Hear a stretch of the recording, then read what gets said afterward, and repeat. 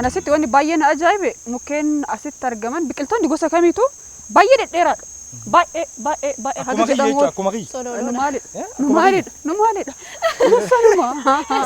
نسانوما سولولا باين ساني الديرة كان يجون بكلتون أسجرو كوني وقعد ديرة داف تريدر يجون وقعد ديرة داف تريدر يجون مو حواسنا نانو كان يجرو سوتشي أشارة مغريسا دوري الراجل كبه إيقوم سكونون سنانو دوري الراجل كبه ودو أما كانت وسني بوسونا عند بنتا دقدمي جهات لفين ترى أشارة مغريساتين سندرو رت درن أكسان هوجي كنا رت وجتشات وجران نتاجر سيسة جران إيرينا ساقو فمي تناني مو كان عجائبه موزينس جرا كنو بونيس جرا وانتي بنجرا كيسا أشارة مغريسا مكين غراغراتين هو فمي مو namni immoo dhufee kan itti boqotu bakkeen namni sagantaa garaa qopheeffatu ta'ee bakka namni itti dhufee immoo haara galfatu ta'ee bakka nyaati jiru dhugaatiin jiru akka kanatti immoo miidhaguunsaa immoo baay'ee namni akka as dhufee daawwatu numa deebiin keessattuu gaa bakka kanaa kana jaalalloowwan lamaan gisee boqochuu barbaadan beetoo jaalalla duraa fi dargaggeessi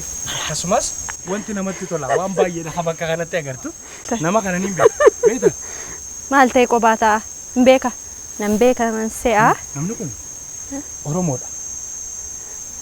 Oromoodha. Kasibo? Biyya tana Oromoo fi Sidaama guutuu miti. Oromoo fi Sidaama waliin jira. Aadaa jiraatu. Daa'ibushu. Akkam. Agartuu. Sumaayi. Anu. Nagaa. Fayyaa. Namni kun Oromoodha. Oromoo miti waliin jechaa jira. Oromoodha moo Sidaama waliin jechaa jirtan? Ati Sidaama moo Oromoo jettee maaliif na gaafatta? Maddi keenya kuush haati teenyas takka.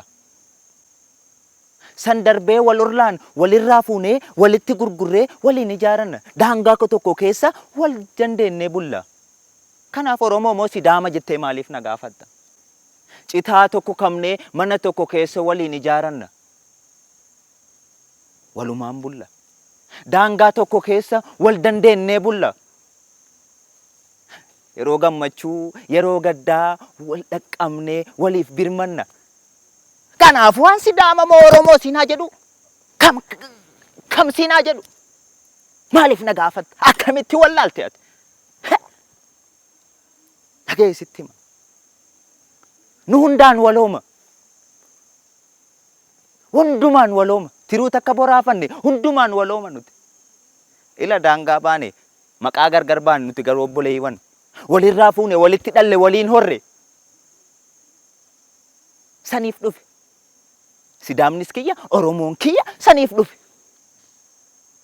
Sidaamnis dhufa nan keessummeessa. Anis dhufa na keessummeessa. Magariisni kun na keessummeessa. Uummanni Sidaama obboleewwan koo haawwan koo na keessummeessa.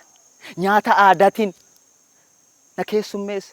Kabajaan daa'ee bushuu jedhee na keessummeessa. Anis gaafa isaan dhufan baga nagaan dhuftan jedhee keessummeessa. Kanaaf maaliif na gaafatta? Oromoof Sidaamni yoomuu addan ba'u yeroo kamuu tokko kana beeke. An kanuma siin jedha. Waan biraa waan baay'ee jedhu hin qabu. Kanuma galatooma. Wandoo keessa dhufanii Oromoo fi Sidaamni tokko ta'ee jiraata. Maaf jennaan ilmaan kuushee waan ta'eef jechuudha. Namas waan ta'eef namummaa isaa waliif kabaje. Dhugaa dhala. Tokkoffaa irratti keessummaa keenya kuula sanbataa guyyaa har'aa Ismaa'eel kennaa addaadhaan daddaraaroo irratti marsaa tokkoffaadhaan dorgomaa ture. Sadarkaa guddaa argateeti kan inni injifate sadarkaa keessa ba'uudhaan nama dandeettii qabudha. Jalqaba irratti galatoom isaan jenna. Dhugaa dubbachuuf yoo ta'e ergaa gurguddaa kan of keessaa qabu hin gaafatinaa qofa jechoo osoo hin taane tokkodha jedha. Tokkummaa kan leellisudha. Kan jaalala labsudha. Namni as dhufeeyyuu kun ebeluudha, kun Sidaamadha, kun Oromoodha osoo hin jedhin aadaa waliif dabarsanii, seenaa waliif dabarsanii warra wajjin jiraatan.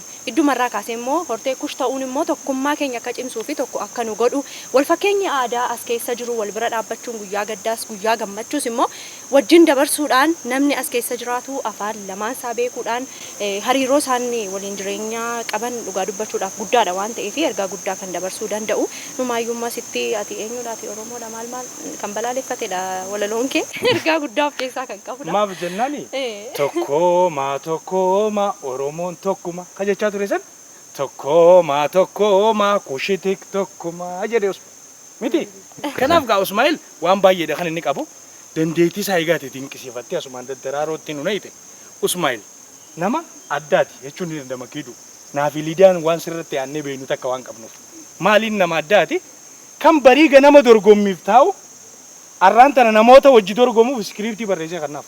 Namoota isaan dorgomuu deemuuf iskiriiptii barreessee kanne akka carraa ta'e dureetti tokkoffaa baate jechuudha. Kennaa addaatiin daddaraaroo irratti tokkoffaa baate inni lammaffaadha ba'e sammuu akkasiisan qabaatanii nama waliin dorgomaniif iskiriiptii barreessanii kananii nama san tokkoffaa gisee ba'e maaltu sitti dhagama? Kaayoon kee dorgommii miti. Kaayoon kee yeroo sanitti dorgommii osoo hin taane artii Oromooti. Kaayoon kee artii Oromooti. Eenyu danda'ee bahuu qabaa, eenyu tokkoffaa bahuu qabaa miti na bira kan jiru. Danda'ee bahuu qabaadha malee eenyu tokkoffaa bahuu qabaa miti karoora kiyyaa jechuudha. Ana caala ijoolleen hafte sun kan yeroo san na biraa kufte isoo dabarte ana waliinis anis biraa hafe natti tola. Maaliif waloomni kanuma waan ta'eef amma Sidaamaaf Oromoon tokkuma eega ka jennu taate nuti immoo waliif maal ta'uu qabna. Kana waan waaqni naa kennu waan namaan kennin waaqni naan kennu. Daddaraaroo booda carraa baay'ee dhufe kaakam. Daddaraaroo booda waan jedhu amma fiilmii ufumaa kee dhuunfaan barreessaa jiru jira. Ispoonsaras walakkaan argameera. Isa yoo xumure fuula miidiyaatti hin baasedee abdii qaba. Kan biraatiin immoo miidiyaa OBN wajjin hin mul'adhaa yeroo baay'ee isin jalaa nafuu jechuu barbaadetti kiyyuma waan ta'eef. Namni afaan lama beeku sammuu nama lamaa qaba jedha saayinsiin.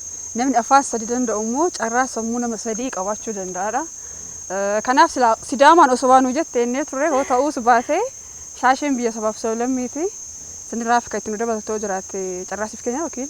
Isinis hojii keessanitti adeemaa jechuu barbaade anis boqadhee waa dubbisaa jira.